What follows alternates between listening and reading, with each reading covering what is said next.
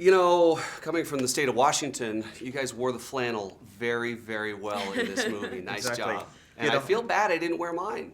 No, that's okay. We all look more appropriate. But yeah, the whole aesthetic of the movie is that it's like '90s grunge scene. So I guess it's exemplified by Seattle more than anything else. It touched my heart in ways you guys don't understand. In fact, it was going to take place in Seattle, but they wanted them to be more rural. Like they wanted them to be even more separate. So they're in West Virginia, somewhere in the middle of the country. I thought about that while I was watching the movie. I was like, this would be perfect in Seattle. So it's interesting to hear that it almost happened there. Yes. Yeah, it's like those kids definitely seem like they would want to rather live in Seattle than exactly. West Virginia. I put out on Twitter and Instagram that I was going to be sitting down with you guys. Positive, negative. Positive. Like, you guys. what did they say? It's really insane the way that the fans are so tied to you. They want to know so many different things. So I told them I'd try to ask a few questions. So we'll get them in. One of them was I thought was really good was describe each other in 3 words. Working with each other. When you said that, sorry, my eyes just looked down to the poster and said, "Everyone's getting smoked." And I was like, "That's 3 words." And I immediately realized. You're done. Yeah, exactly. Like, that's not appropriate. 3 words is that okay?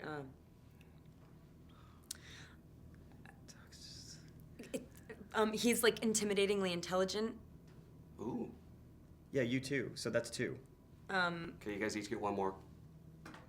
Well, also like shy, but in the good way that people are shy. Yeah. You know, it's like usually like they say like, you know, like beware the quietest person in the room, you know. Mm-hmm. Yeah, that's us. Yeah, beware. Yeah. What I really want to see from this movie is some of the outtakes, because I have to imagine you guys absolutely split up laughing. Mainly with this guy John Leguizamo and Tony Hale. These guys are really, really funny. Yeah. It's really hard. Yeah, the 2 of us have like a different kind of style of acting. Like the 2 of us are very like, we do a lot of like dramatic movies, and so I think we take the roles very seriously, even knowing that it's a comedy. But the good thing about it is like the more serious we are, the funnier the juxtaposition of us in this absurd situation is. But then a guy like John Leguizamo is just like, he's so over the top and so clever that it's almost difficult to work with him. So funny.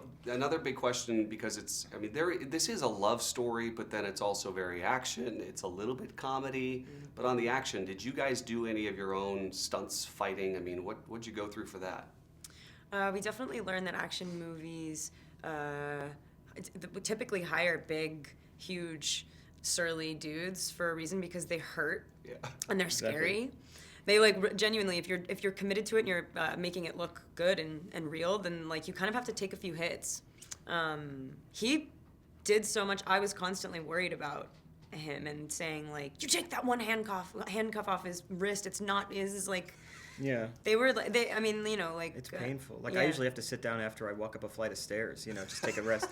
And this is really, it was exhausting. But you know, you were exhausted at the end of the day. You felt like you actually accomplished something. Well, I hope you guys get to come back to Seattle someday soon. Oh, that'd be great. Come on, let's go shoot a movie. I'm going to Seattle in November. For what? I'm doing like a book tour. Are you? Yeah, I'll be in Seattle. Well, let's make sure we get together for it. Okay, Good to see great. you. Thanks a lot. Thank you. Nice to meet you, Kristen. Me too.